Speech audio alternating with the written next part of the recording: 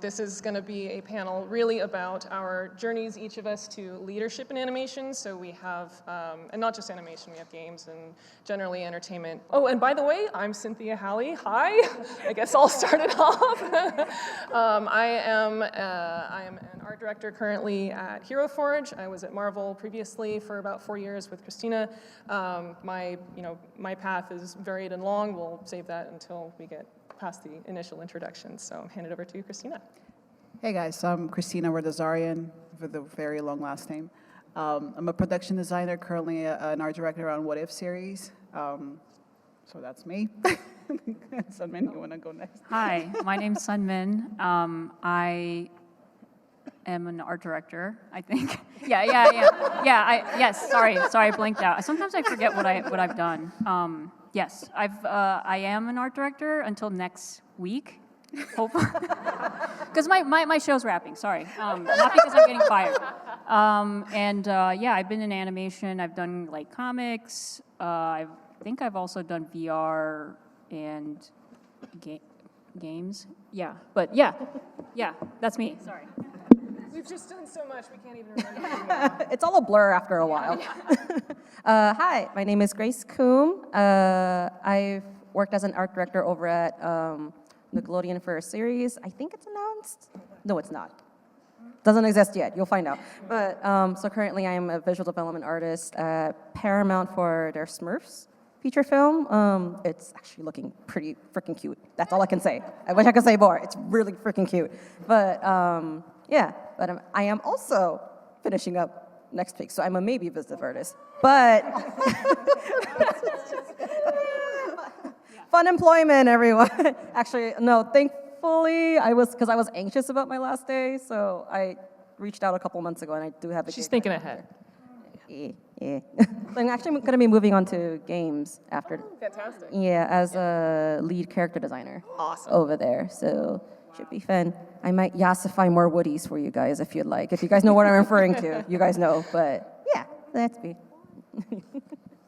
Hey, I'm Teny Issakhanian. I am not an art director, shock. I'm a story artist, so hi, story people. I work at Walt Disney Animation Studios. I worked on Encanto and Raya and Strange World, currently on a project I can't talk about. I will be sniped out for it. But yeah, nice to meet you guys. I went to our art center with all these awesome people, so we go a little bit ways back. Also did some graphic novel work. Kind of do visitive on the side since that was like my training in school. But yeah, anyways, nice to meet you. Hi. Cool.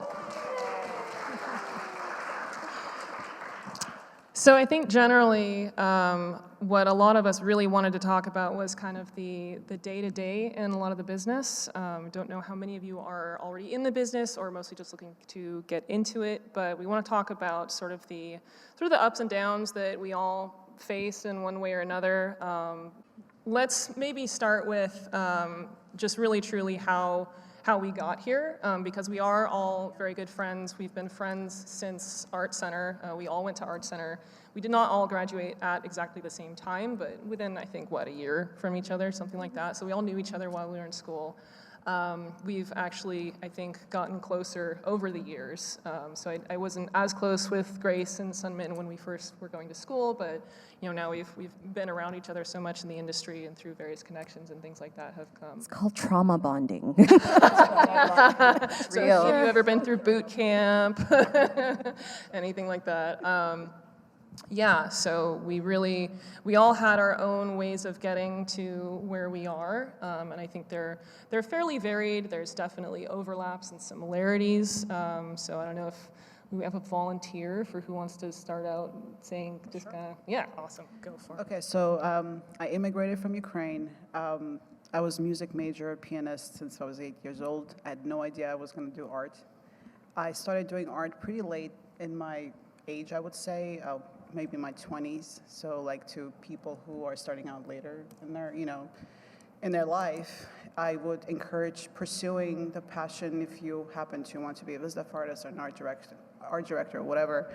Just, I would just say, just keep at it, keep working hard, collect the people that inspire you to do your best work, and just keep getting inspired, because honestly, that's the thing that kind of got me through excelling or getting better at what I do. What about you guys? Yes, I agree. And on top of that, just to expand on what Kristina just said about like finding your people, it's so important. You have to, I think a lot of people, or I myself, believe that you have to be really good at art, which is good. You can be like okay at art and still get a job, you know what I mean? And it's because, I'm gonna talk about this in my panel tomorrow, advertisement, sorry, with Lips right here. We're going to talk tomorrow about this, but basically it is that when you're in a production, there are so many stressors that you just do not have the space to work with somebody who's a talented asshole. Like there's just no space for that, and you need people that you can trust, that have the same philosophies, like to shoot the shit. And if you can't shoot the shit with somebody, then it's just not going to work out, you know? And it's the personality has so much to do with it as well. It's the clicks, because you may be a great artist, but then you may have a huge ego, or you may not be that great at keeping conversation going. So it's just like well, I don't know, like with working from home, you don't go really to lunch these days. But if things ever go back, I think it's just such an important thing to be able to talk and, be friends and just have fun. exactly. Yeah, I'm gonna have to readapt to normal schedules again because they're forcing me to come in every day. So like, oh yeah, that's right. That's what the sun looks like. But yeah, no, like I'm bouncing off of what they're saying is like, definitely cannot stress how important it is to have like good people around you, like-minded people around you, and also very like supportive people. Because honestly, the reason why I've been able to like manage this whole industry up till now was just because of all the people all my friends from Art Center. And it's not just that we were friends. Like thankfully, we were very like friendly competition. There's a lot of friendly competition. Yes. We're very supportive of each other. Always willing to like share like things that we learned, or like, oh, here's this gig that we heard about opening up, and then we just try to share that as much as possible because Not shutting doors, keeping it open. yeah, each because other. that still applies when you're working in the industry with your team as well. You're not, because everyone's work is gonna be overlapping at some point. Everyone's gonna be like somehow as things are gonna mix up. Like cases like that happen, so it's just kind of like, because we're all working on the same project anyway, so. There's a lot of cases where like I do share a lot of like references and researches that like I have found, especially for like for example Smurfs and like the thing that I was working as like an AD and like all the past projects, like just share all that reference that I found, or like if other people are working on their assignments and like for example someone's working on like this crazy alien bug, then I just like, oh wait, I remember a couple days ago I saw this thing, and I always like share screenshots of it or check it out, and it's like we just like hang out and chat, because honestly the best and fun part is for us to collaborate with each other, and that's fun, and we need to milk that as much as we can. We're in the industry because most of the time we're grinding to like get our assignments done, make sure it like delivers what the director needs and all of that stuff. So like making sure that we like hang out with our fellow teammates, it's so valuable. It's fun, it's valuable. Also like we will remember that to like future productions and so on and so forth, and that's how like our connections and all, at least like for a lot of people's case, but especially in my case, like that's how I kept on getting work. Yeah. Because those past colleagues, friends from school and all this stuff, like some of them like keep going up, or like they start learning about other people or like working with other people, and they share our names and stuff like, oh, I know this person.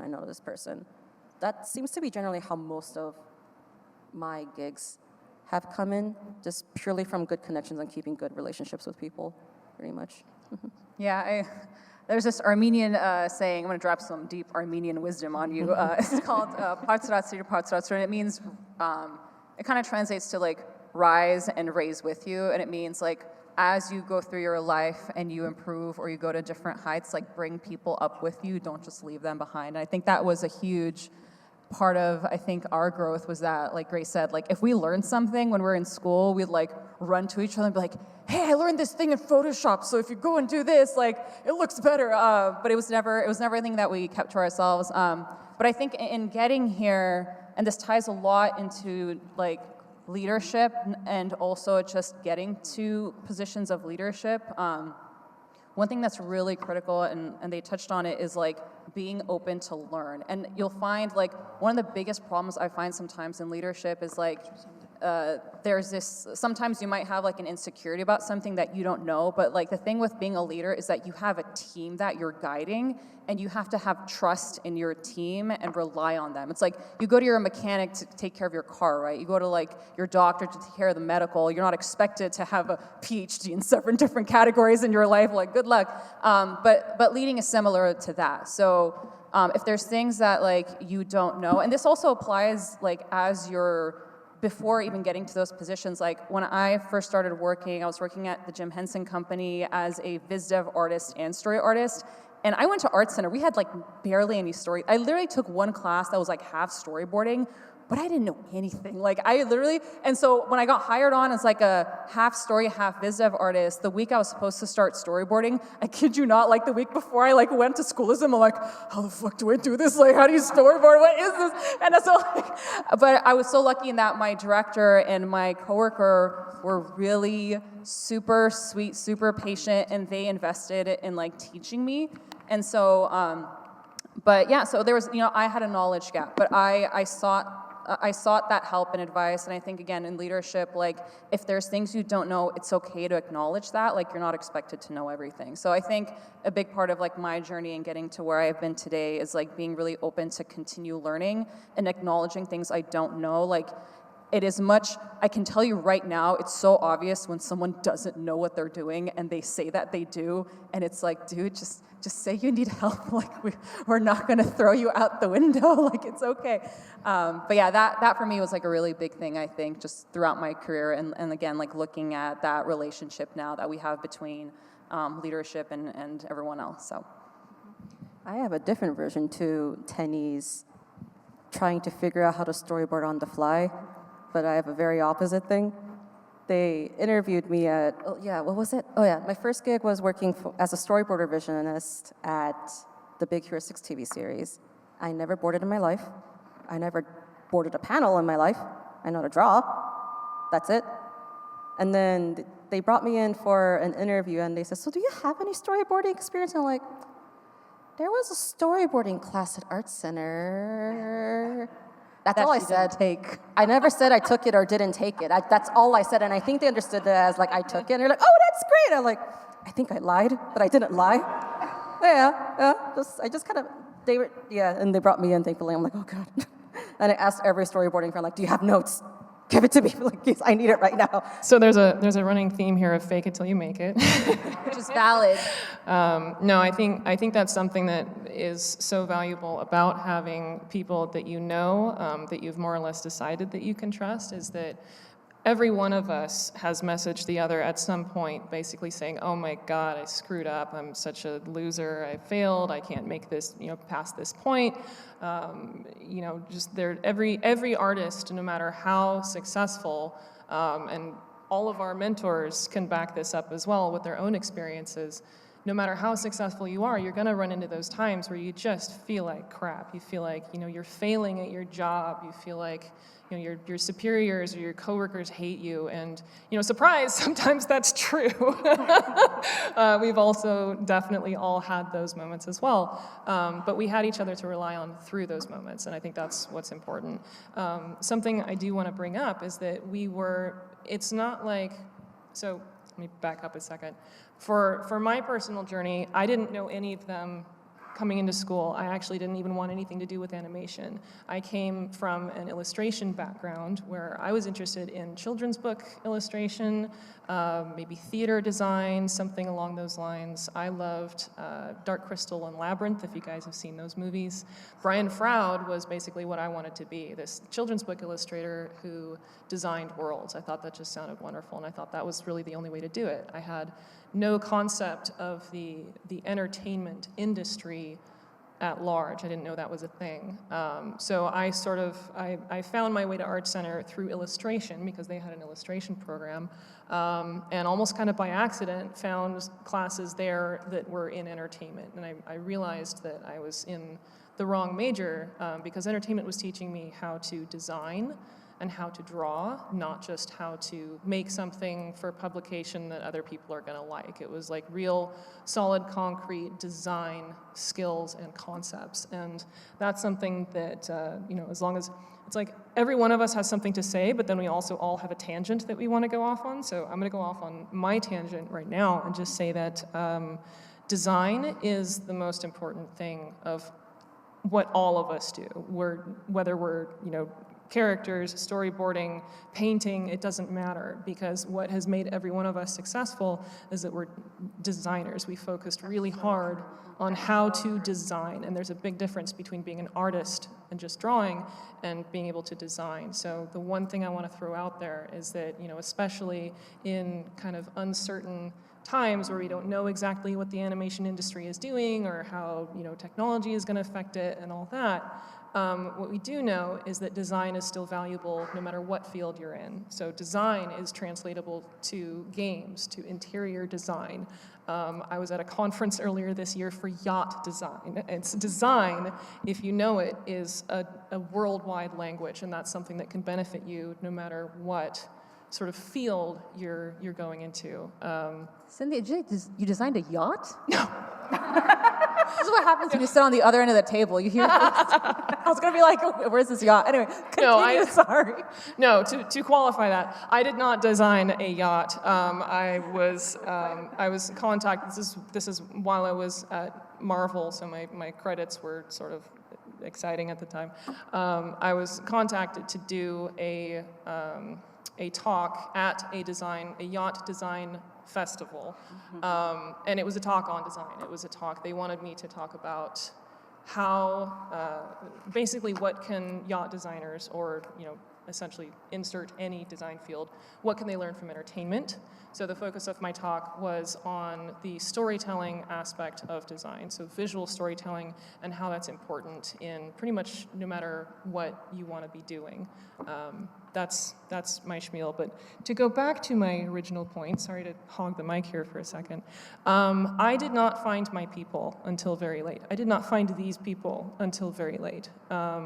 I was, I think, probably Teny and Kristina, I knew you guys best by the end of my terms at Art Center, and we trauma bonded, like Grace described, but in general, I don't think I felt like I was really part of the team until well after I'd been in the industry for a few years, and I think that's going to be different for everybody.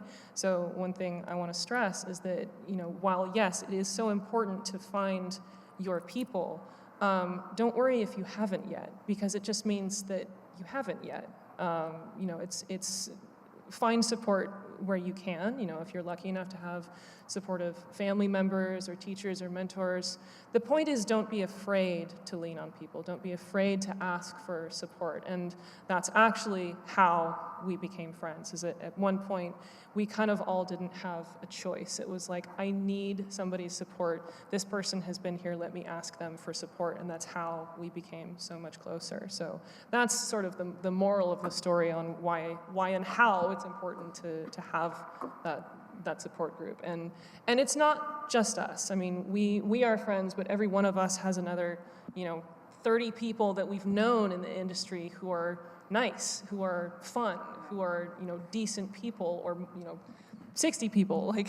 Like to add to what you're saying, Cynthia, let's say, working on What If, we got to know such incredible artists, first of all, like talented people, but also the personalities just clicked so well, and finding that click in the industry is so freaking hard, because sometimes you get to work on a project and you don't even know the people, you don't have anything in common, you just kind of go do your 8-hour shift and then you're done. But finding the people that inspire you, that you connect with, that you go out to draw with, that you go do plein air painting and then keep in touch after the job is over, that's just like, finding that is just like a diamond in the rough. Yeah. One thing before I forget, I just wanted to add on that point of Cynthia, you talking about design. I find this extremely important. I find it very, very important that you understand design and do design, because I'm going to bring up a touchy subject, AI. AI can copy whatever. Somebody was going to bring it up. Design, it can't copy design.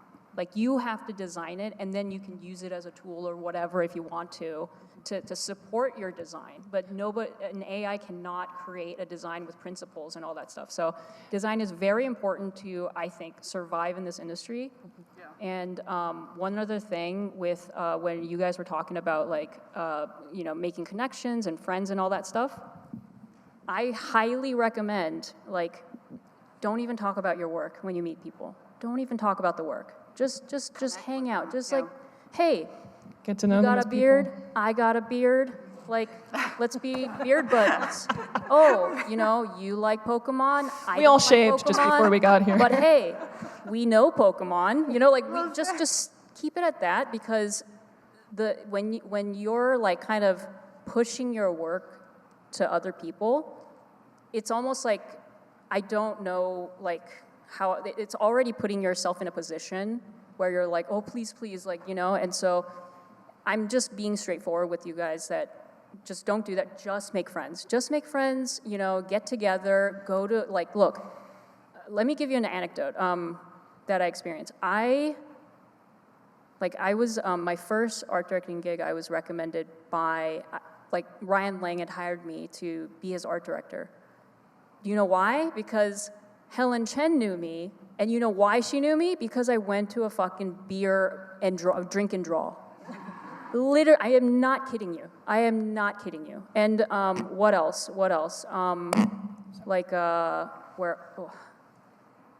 Anyway. But I have many stories like this where literally I was just hanging out, and I don't know. I just feel kind of like weird about going up to somebody and being like, oh man, like, I love your work. I just Not that there's anything wrong with that. There's nothing wrong with that, but I just didn't want to make the other person feel uncomfortable. You know what I mean? And if they got to know me and they want to hang out with me, hey, if you think I'm a shitty artist, at least we can grab a beer, And let's just shoot the shit. So, I really highly recommend that you all being here in person, getting to know people, like look around, like seriously look around you, like next to you, like it's like church, oh, thanks for coming. But look around you, and like all these people can be great friends. Some of you guys are gonna share philosophies. Some of you guys are gonna have so what happens is when you grow a community of people that you bond with, like that you connect with, when you're working, it'd be like, oh, fuck, like, why the fuck are these people doing this bullshit like this? Like, I hate it. And then, like, your other friends are like, yeah, it's such bullshit. I can't believe it. Why? We're all actually sailors, by the way. And then, like, it starts to click. I was like, then you go like, oh, shit, should we do something, like, away from that? Like, that's how culture grows. Yeah. So just please, make friends, look around you. There is a best friend of yours that you were looking for your whole life in this room, or maybe in that room or any other room, okay? So just keep that in mind, okay? So I want to add one thing to AI, and then I want us to kind of move on a little bit. But there's one quote that I've heard that I think is really sort of hysterically too true, and that one of the things that, at least for now, keeps us very special and apart from AI, if people are worried about that, is that successful AI art requires that the user know what they want. And when you're in this industry, if you're a visual development artist, if you're an art director, if you're a character designer, or whatever you are, your director or your showrunner, or especially the executives, probably have no idea what they actually want. They are relying on your personal interpretation, your human interpretation of what the world needs to look like that they have in their head, and they're asking you, and it's a collaborative process that they value, which will, influence things in a way that, at least currently, a computer cannot. So I just want to... Can I add to that? Sorry. Yes, but keep it I brief. saw something today on YouTube Shorts. I was like, holy shit, that's like, it blew my mind. So this person said, AI, or like humans try to say something with their art. AI just tries to give it the right answer for the question of the art. So like, there's a huge difference there. Like having to say something like it's crazy. If y'all don't know Adam Savage, look up Adam Savage. He did a video on his interpretation of what AI art means, and it's basically neutral, but I thought he has a really great explanation of it along those lines. So I want to move us along just a little bit. We're already half an hour in. The time goes super fast. And by the way, sorry, if we linger on here and somebody can we see the next image? Let me know, because this was supposed to play automatically and it's not. So I'm She's sitting live here. pressing these buttons as she's yeah. And obviously, Multitasker. I'm enjoying the conversation, so I forget that we have images that we want to get through. Okay, so we kind of talked about our journeys to art direction a little bit. We all had a little nugget that we felt strong about, bestowing. I have an entire list of questions that other friends and coworkers and people have sent in that we thought might be good to answer, but I want to open it up now to you guys. If anyone has anything right immediately, then we can start with a couple questions. So we've got a couple in the back. Raise higher. Yeah, so we do have a friend here with the microphone. So I'm going to start with the first person with the Y hat there. Yeah, that was the first hand I saw go up. So. Hi, first of all, thanks for coming. And I guess I'll just stand real quick. Hi, my question is just thoughts on mentors. Like, if any of you have had experiences being mentored or kind of being a mentor for someone and, entering the industry, how that relationship was, like, how that connection was made. And yeah, just any advice you would have on approaching that kind of relationship. Yeah, I can. Oh, Great question. Go ahead. yeah, I can speak to that a little bit.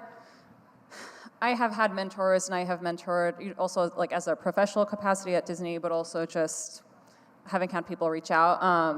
I think, just speaking from both sides, I think as a mentee seeking mentorship, which is awesome, I think if you find or artists, whether it's through a professional channel with school or work, or if you just reach out, I think as a mentee, it's always really great in that relationship to know what you want to get out of the mentorship. That's really critical, because oftentimes your mentor is going to be really busy with stuff, and they're going to be able to best guide you if you do a lot of that work in saying, here's what I want to get out of this relationship, here's the goals. Because off of that, then as a mentor, they can be like, okay, you want to achieve this, here's how we can do that. So I think as a mentee, it's really important. Reaching out, it never hurts to ask. Like, even if you think you're never bothering, at least for me, I never feel it a bother for people to ask. It simply becomes a matter of available, like if I'm free or not. But yeah, reach out, 100%. It's awesome. If you have someone whose work you really connect with, or their philosophies you really connect with, like, it's an amazing thing to do. But yeah, come prepared with what you want to gain out of that mentorship, all the details, and they can help guide that. I think as far as mentors, like for me, what's really important is, again, looking at what is it that sometimes as mentors, we might be like, okay, let me see where you're at. You want to achieve this. Okay, here's some other things that you may have overlooked. Here's some areas that you might want to focus on. And then as a mentor, like, again, every mentorship is different. It depends on what they want to achieve, right? There's like the technical skill development. There's the kind of professional, personal development. Like oftentimes with my mentees, if they're students, I'll discuss like, here's things that you just need to know as a human being operating in an industry, like aside from the technical stuff. I want to jump in there really quick. Just, I think it's also important to think about the definition of a mentor, because I think you're talking about something that's a little bit more formal, where people are, we have the opportunity to ask, like, hey, would you be willing to mentor me? There are mentorship programs, things like that. There's also the kind of mentorship that comes purely from being friends with someone, with knowing someone who's, a teacher. Can I add to that too? It's like, yes, I want to make sure that Teny has a chance to finish what she was saying. Sorry. I just wanted to differentiate that, because it is very different things. Yeah, I mean, like, there's like the casual, and like there's the formal and informal. Like my first mentor when I was in art school, like I was interning at DreamWorks, and Ron Kernion, who's amazing, like I just happened to chat with him, and he was like, hey, do you want a mentorship? And I'm like, oh yeah, yeah, exactly. It was nothing official, and it was very casual. And sometimes, like, just relationships you have with people, be it professors or just other professionals, can become almost like a mentorship relationship. And it doesn't have to be like an official thing. But yeah, for me, like that's kind of, and again, as mentors, you're going to be looking at what the person needs, and sometimes it's like setting up, here's some exercises to do, here's this. Like, for me, anytime I mentor someone, it's a lifelong relationship. Like, I tell them, like, literally, I'm like, hey, I know we're just working together if it's a more professional capacity for an X amount of months, but listen, anytime you need, as long as I'm still alive, you know, I mean, you can grab a Ouija board if I'm dead, I don't know, like, we can figure that out, maybe, but like, I'm always available, so it is, I think there's this cool part of it also being like a lifelong connection. Yeah, there is definitely, I think the main common thread here is being genuine, that no matter what you're doing, whether you're approaching it professionally, hey, can I be your mentee, or whether it's, a teacher that you had in school that's just profoundly influential and you wind up, you hit it off and you maintain contact after that. The point is it's genuine. The point is it's straightforward. It's not beating around the bush. It may not even be intentional, but it's based on that you have a genuine connection or appreciation for this person. And that's, I think the most important thing to remember is that mentors are people. They are not gods. They're not even demigods. We want to think of them that way. It's very easy to think of them that way. But they are, in the end, they're people, and they're our coworkers, and they're our peers. And you can have people who are, very basically your same age, who are mentors, So I think it's not something to be seen as this big, scary, unachievable goal to go out and find a mentor. It's like, look at your friends, look at the people in the panels that, you can be genuine with, essentially. Sunmin, did you want to still say something? I think it's covered, but I've once asked somebody to mentor me for directing in an elevator. We were trapped together, and I was like, trapped Sunmin. It was their worst cornered nightmare. them in an elevator. it was actually the director. Good tactic. Write that down in your notes. Find them in an elevator or like a corner in an alley. Just Yeah, go haunt all the elevators. And we were riding the elevator. Shannon was there, and then I'm like, Shannon, you know that like you're my like directing mentor, right? And he was like, huh, like, boo, like I'm like looking at it, like staring into his eyes. But I just wanted to add, I have like an addiction to finding a mentor for literally every part of my life. So I have like a design mentor, I have like talking to vendors mentor, I have an art directing mentor, I have that's true. Like having a kid potentially mentor right here and there, and like, just I think that it's always good because a lot of people are going through exactly what you're going through right now, like in the industry, and a lot of people have know-hows, like they have tips and tricks to how to get through it. For example, one of my friends who was just starting art directing had a really hard time speaking with like their producers because they were not like the very structured people. They were kind of like gossipy and a little bit like chit-chatty. So I was like, you know what? I've gone through something like that in my life, and so why don't you put a Pinterest page together and just be like, hey, can we grab coffee? Instead of like putting this like huge presentation, put it on a Pinterest page. And then go have coffee and be like, hey, like I was just like listening to you and like I really love that idea. And I put this Pinterest page together because I was so like into it. Like, do you want to look at it? And then it went really well. So it's like, you can tell like if you've gone through an experience, there's always somebody who's gone through it that will help you figure it out. You are not So the always only reach one. out to people around you, especially if you're employed. Always just talk to people. Yeah. Okay, let's say one more question, and then we're gonna jump back to another topic. Thank you. And then we'll do some more questions. I'm gonna grab the guy that went just up there with the white hat. I promise we'll get to you guys. I don't want to. It's hard to choose. First of all, thank you so much for the panel so far. My question deals with sort of like mental health issues, but also just dealing with insecurities within the industry. Because it could Sorry, be very- dealing with what in the industry? insecurities, as in like, how do you guys fight through insecurities, like or whether it's among friends or within people within the industry, while at the same time trying to maintain that professional level? Yeah, through you. sheer force of will. I mean, that's a joke, but it's also not a joke because I think, I think we all have something to say about insecurities. Every one of us has massively, had major insecurities in ourselves, and it's impossible, especially when you're friends with people who are your competitors as well.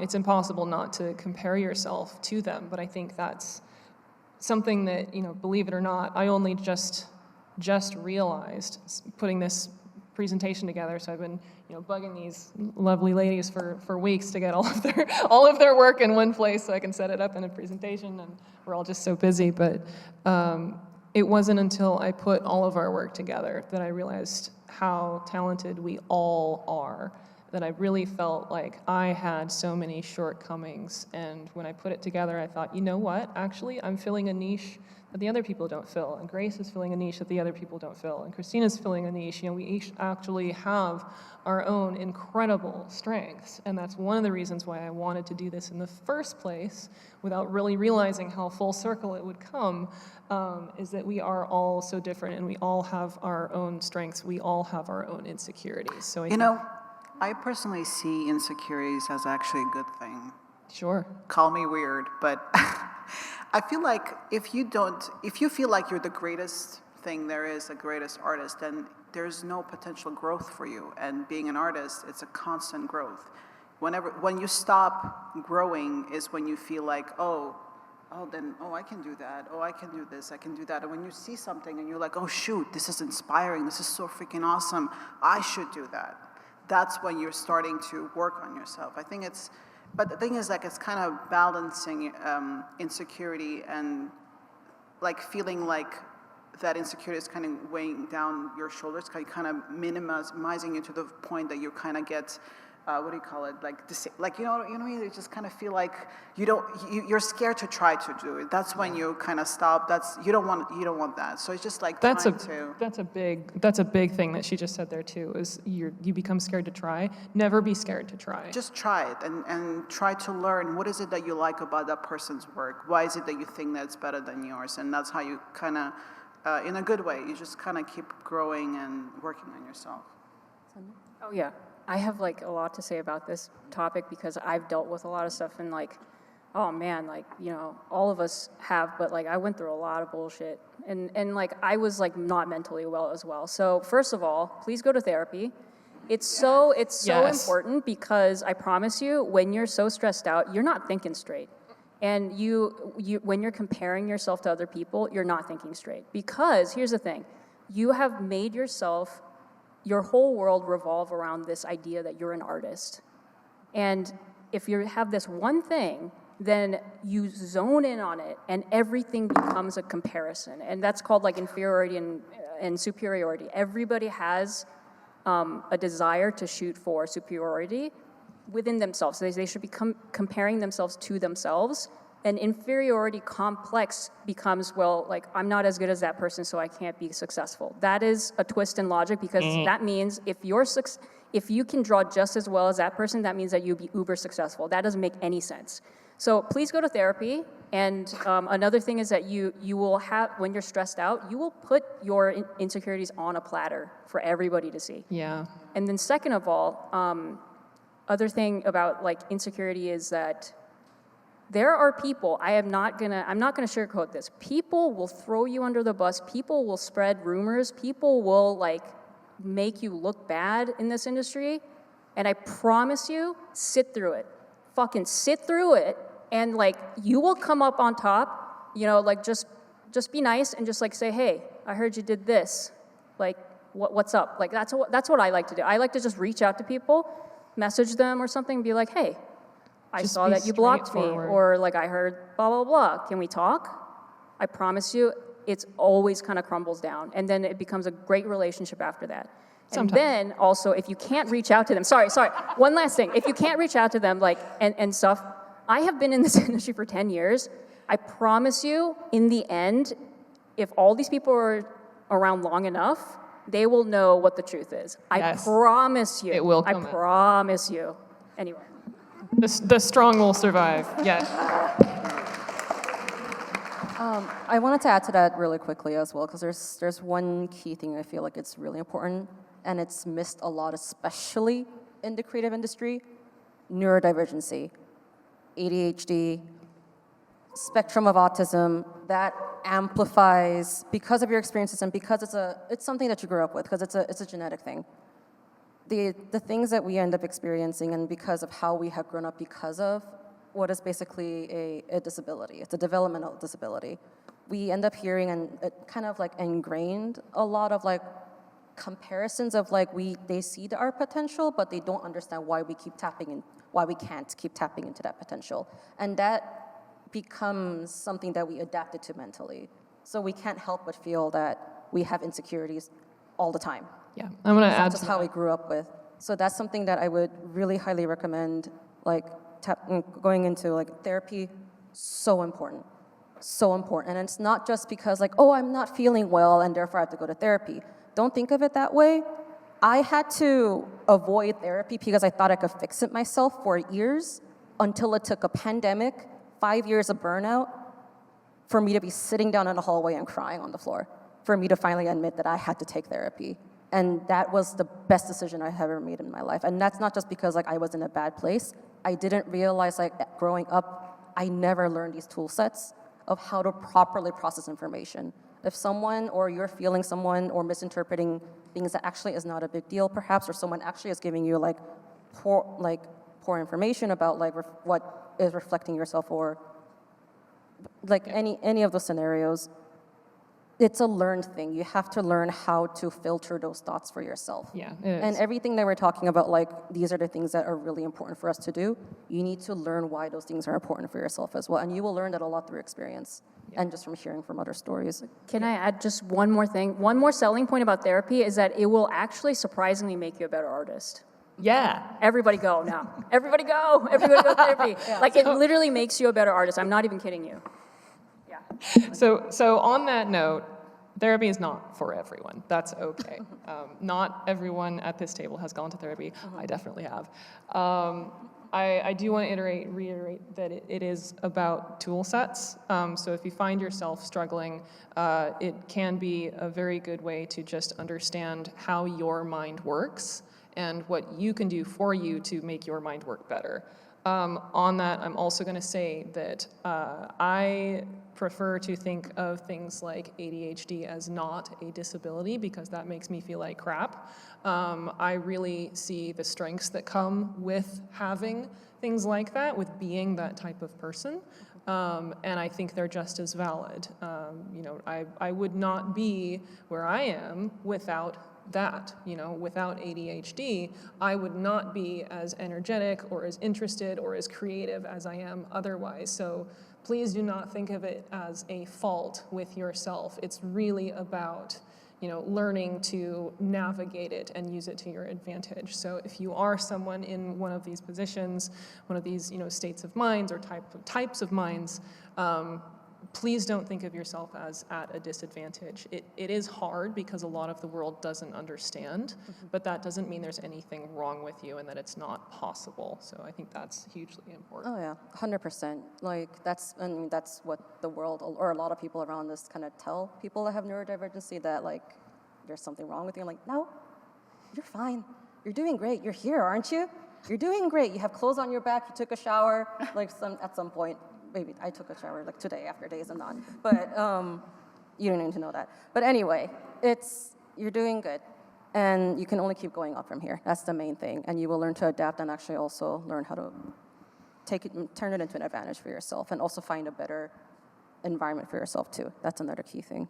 Yeah, this is definitely a topic you can do like a fire lecture on. Yeah, 100%. I Like, realize I probably should have. 100% seek professional help, or you need to also know that like not every therapist is fit for every person. So if you go once, doesn't work out, try a couple of them. I think for me personally, like I have a very pulled back philosophy. I'm gonna go into like deeper philosophy here, because I think a lot of it for me comes from perspective too.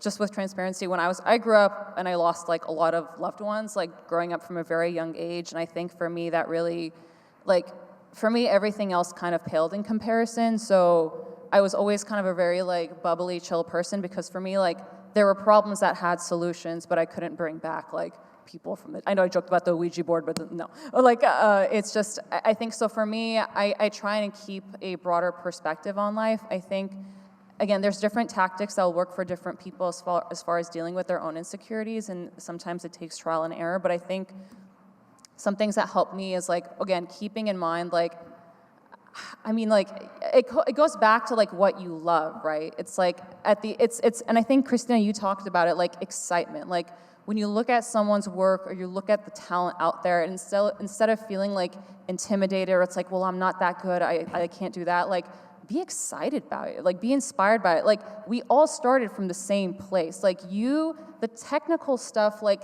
that stuff you can develop over time. It takes mileage, it takes this, it takes that, but like, just know that skill is something that can be developed, and like, if it's something you want, you can get it. It just takes different people different time. But I think just go back to like what it is you love and what it is you enjoy doing, and just, I don't know, for me it's like, I'm on this planet for God knows what amount of time, like, I just want to have fun. Like, I love making art, I love drawing, and when I tap back into that kind of helps me.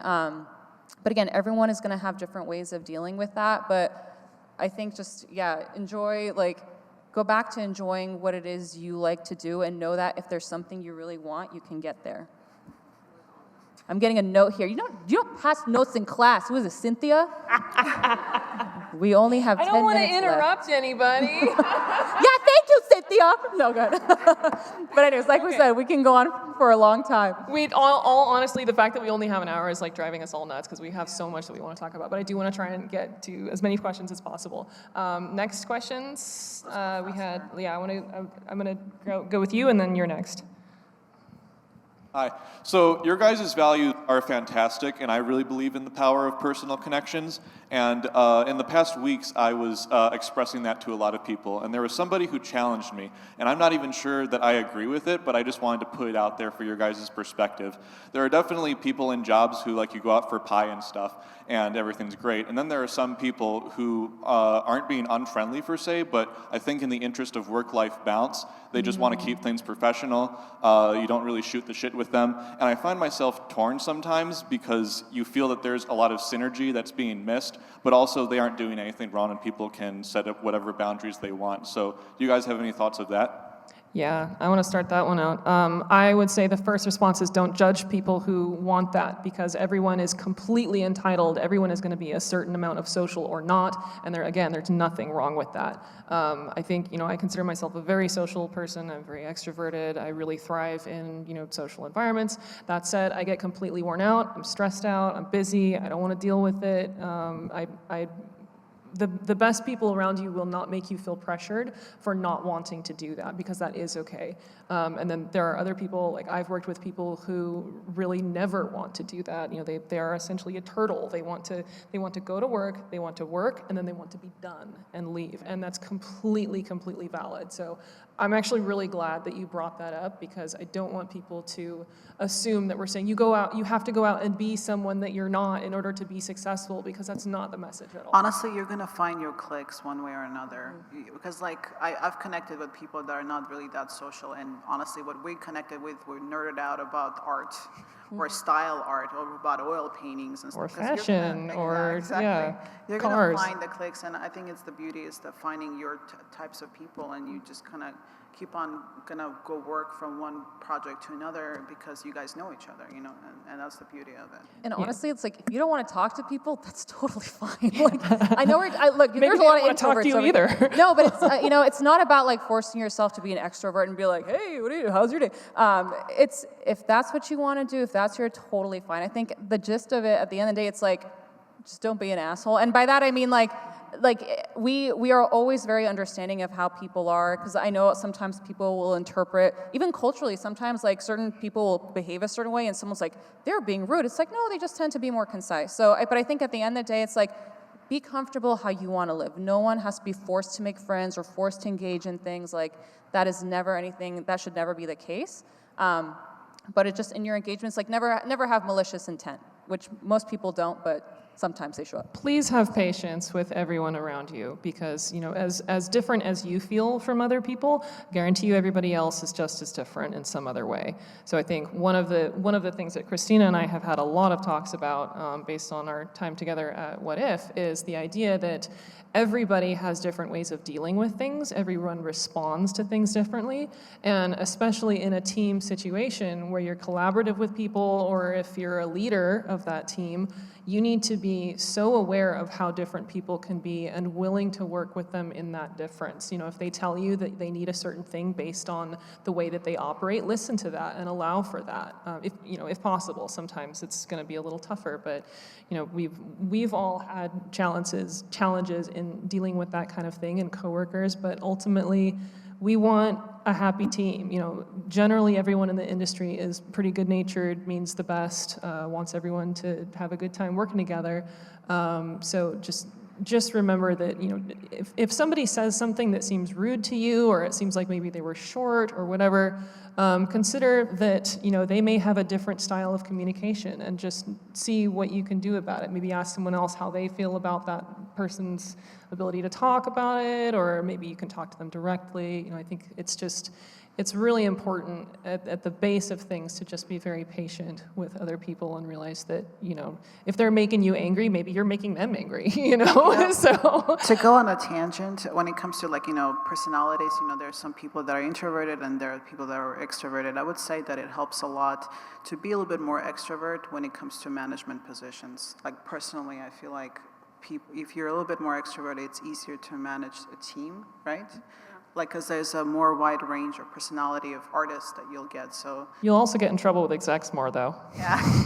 I think more than extroversion too, it's just in management positions, know that you are taking care of people and managing people. Yeah. For me, it's more of like, just know that as human beings, that means you need to check in with them. You need to, like, make sure their needs are met. So for me, it's less of you have to be a certain personality, but you have to just understand what the needs are of the people you're taking care of. Because management's a little bit of a different beast in that respect. But yeah. I just wanted to quickly add, I have a really good example of somebody who can't physically be here, and I'm very good friends with. His name's Nacho Molina, and he worked for us on Ultraman, and, you know, I'm actually introverted. I don't like... Is Bobby here?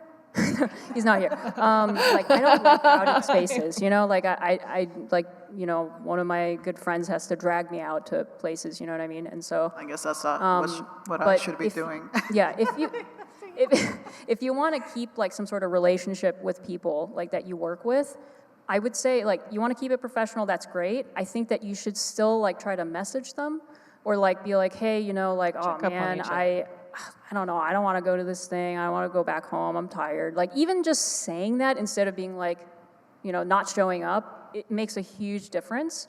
And, like, you know, Nacho, we message all the time. Like, and he's, like, so far away, and we've never actually met each other in person. So I think you can still keep a professionalism, but try your best to show a little bit of your human side through messaging and whatever. That's my advice to... It'll go a long way. I'm going to come back to the next question, so that was going to be you if you still have it. We've got yeah. Hello. I will try and keep it maybe a little bit multiple choicey. You talked a lot about how design skills are very important, like the most important thing to have when you're in a leadership position.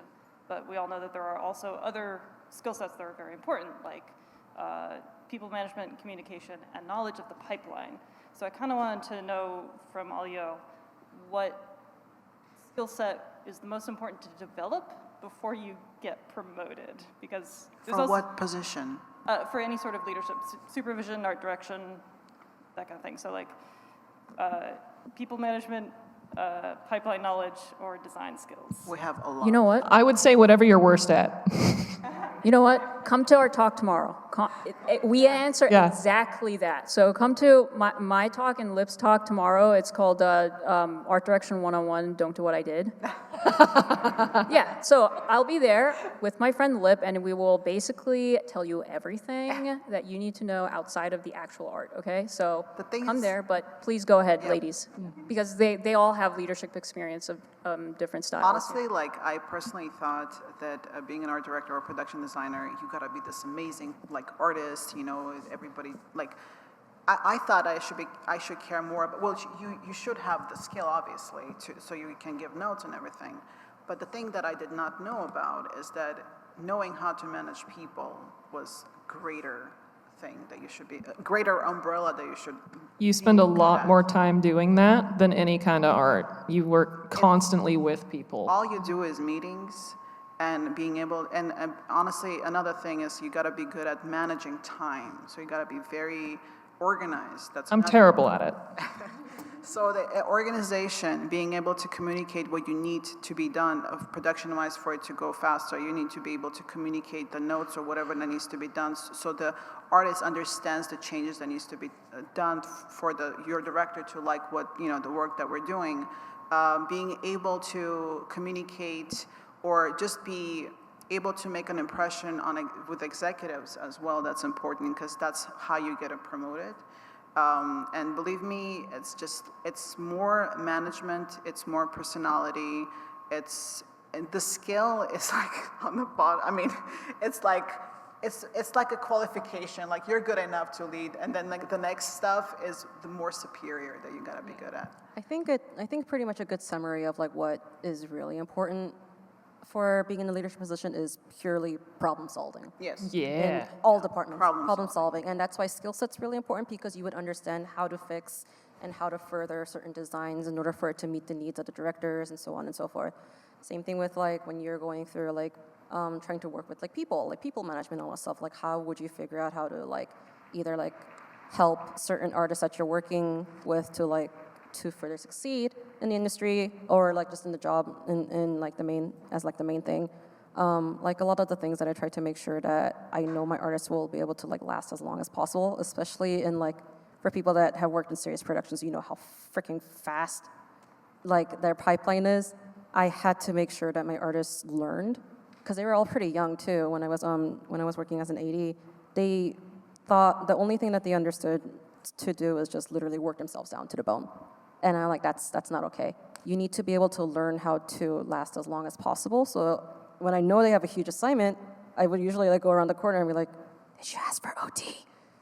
Did you? And they're like, no, I'll ask it for you. And then, but the thing is like, because they're really afraid of asking for OT or like asking for, like basically that, them trying to voice that they have certain needs and requirements in order for them to do well with the job and they want to do well.